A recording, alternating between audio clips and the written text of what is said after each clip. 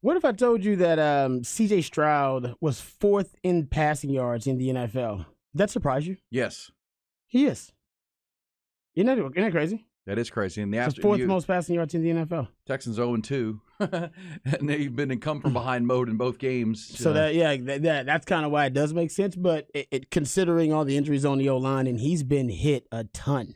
I believe the Texans are one of the leaders in hits allowed, quarterback hits allowed.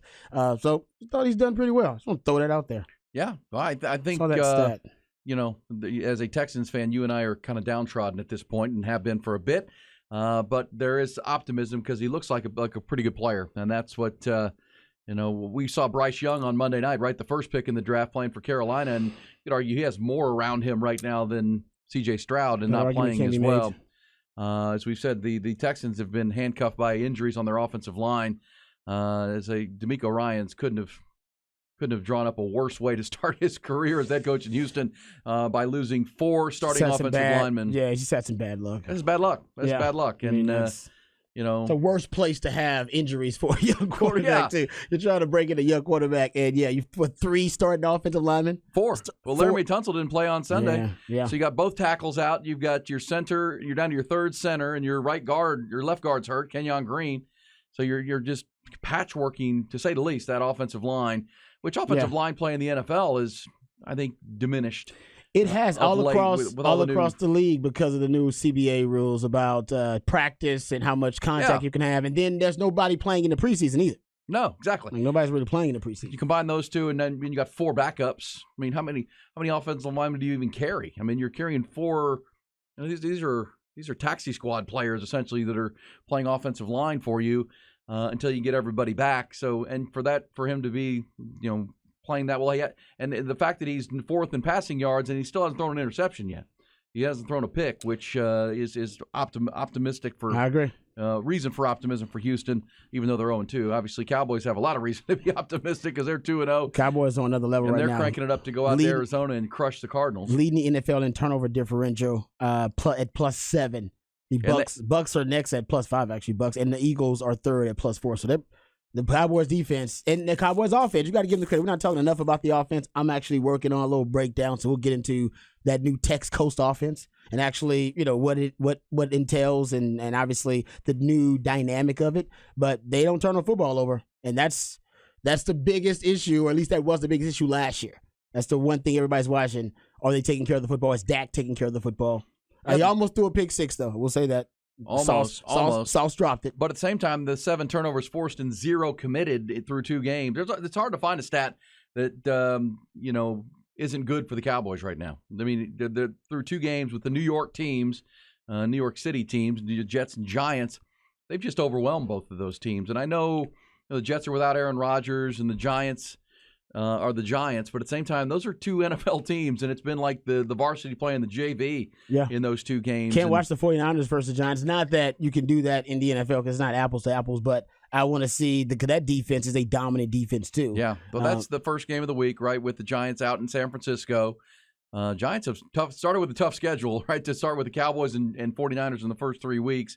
They're going to see 2 of the best in their conference and in this league. And, of course, they had Arizona sandwiched in there, which they're able to rally to beat on Sunday. But the Cowboys will now go to Arizona to see those Cardinals, and Cowboys should be 3-0 headed into a weekend 2 weeks from now showdown with the New England Patriots up in Arlington. Yeah. The Cowboys schedule right now, it looks like they're going to dominate some teams until, not dominate, but that defense is going to be a dominant defense until they match up with the 49ers. And then that's the test. That's the to test. See if that defense is truly the best defense in the league. We'll get into that a little bit later on. But I thought that C.J. Stroud, I saw those stats, and I was like, man, C.J. Stroud, he's playing really well. We don't talk about it enough. So I want to give a shout out to the Texans randomly. We don't talk a lot of Texans. Yeah, I think they'll win some games this year, right? I mean, I think. Well, just because he's playing way better than everybody thought. And Will Anderson is too, by the way. Yeah, those 2 guys look like foundational players, which you got to have something to build around if you're a struggling franchise like the Texans have been. Well, you gave up a lot. You did. For those foundational, for the Will Anderson foundational piece. Well, listen, we don't. You don't root for injuries, but if you're a Houston fan, the Nick Chubb injury on Monday night, which was devastating to the Browns, the poor play of Deshaun Watson, Texans fans are rooting for the Browns to not be very good this year because that's their draft pick come in the first round next year because they gave up their own to acquire Will Anderson. And that's Cowboys are thinking Super Bowl or bust. Texans are thinking, when can we draft again to bring in some more players? The other thing is, when can we get our offensive line healthy? Yeah, for sure. This says, start breaking out your walking shoes, E. That's from Nick and San Angelo on our text line. Well, they're that defense. It is a different level defense. I mean, Cowboys fans are actually saying this may be the best defense since their dynastic run in the 90s. And there are some, I think you said, you think it's better. Well, I just they're fast. Because those teams were built on the offense for me. I know the defense was good. You don't win Super Bowls without both sides of the ball. There's no question about that. Certainly 3 and 4 years. But that was built around that offensive line, Emmitt Smith, Troy Aikman, the triplets, and then the defense was good. And especially when they added Charles Haley and Deion Sanders late in the run. Yeah, it complemented the offense, though. This group, and that's why, I don't want to fast forward to week 5, but I think they're going to smash the Cardinals. I don't think the Cardinals game is going to be much closer than these two New York matchups have been. They'll stat pad. And then they'll come home to play the offensively challenged New England Patriots with Bill Belichick, and that the brands are big, right? Those are probably the 2 of the 5 biggest brands in all of pro football. Yeah, Cowboys and Patriots, but the Patriots aren't that good. They're 0-2, and they lost 2 home games to start the year, right? They got beat at home by Miami last Sunday night. They opened with a loss to who beat them week 1? New England. The Patriots. Eagles. The Eagles. Yes, the Eagles went in there and beat them in week 1, and so they're 0-2, and they'll be coming to Dallas. So the Cowboys are going to be 4-0. Cowboys are, and by the way, Mac Jones, their quarterback. Who? Mac Jones. Who? Quarterback in New England. He has not completed. He has not completed a pass. He has not completed a pass 20 yards down the field through 2 games.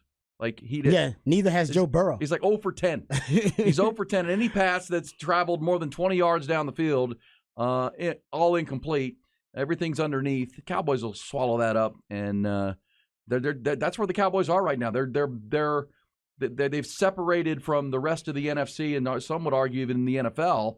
So they're gonna crush teams like the Cardinals and the Giants and the Jets, which is reason for great optimism. But the barometer and the question becomes, where do you match up with the Eagles and where do you match up with the 49ers? Yeah. And week 5 they'll play the 49ers. They'll have 2 games this year with the Eagles, and that's how we know. And then you got that Buffalo game, bigger, and that Miami game later on in the season. Really, those are the big tests. I'm with you because how dominant the defense looks.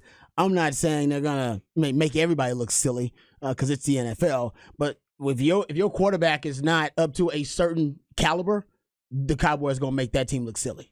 So any quarterback that's not considered of the upper echelon of the quarterbacks in the NFL, they'll make that look silly. Yeah. And I'm just saying, now Brock Purdy, you're like, Brock Purdy's not an elite quarterback, but he plays like one right now. He's on that kind of streak. He is. He's never lost a start. Yeah. So nobody actually has exposed him yet because it's the NFL. He will be exposed at one point. And Jalen Hurts is playing. Did you hear this sidebar that Jalen Hurts, Donovan McNabb said he still has a shoulder injury? Did you hear Donovan McNabb say that? Donovan McNabb recently said that he still has. He's not even 100%. He's like 70, 80%.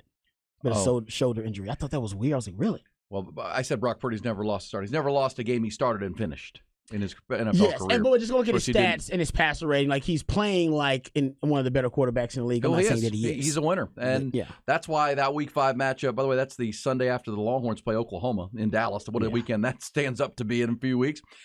Texas OU at the Cotton Bowl, and then the Cowboys in San Francisco. But the chess match and the matchup there is all that weaponry for Kyle Shanahan, your buddy, right? One of your college teammate and great friend. Yeah, and by the way, that's why we talk a lot of 49ers. People are like, why are you talking 49ers? He is the only head coach in the NFL that's a lifetime Longhorn. So they'll be like, why are you talking 49ers? Well, he's a lifetime Longhorn. What do you mean? We talk about Bijan and talk about all the guys who played in the NFL that are lifetime Longhorns. And they're the Cowboys. They're the kryptonite for the Cowboys right now. Come January. That is, so you're trying to, and that matchup will be, it's a regular season game. It won't matter again until January if they meet again. But to see the chess match between Shano and his weaponry and Christian McCaffrey and Debo and Brandon Ayuk and George Kittle and Purdy versus the defensive weaponry of Dan Quinn and the Cowboys. That's going to be fun. Oh, man. Those are the kind of games you make appointments for.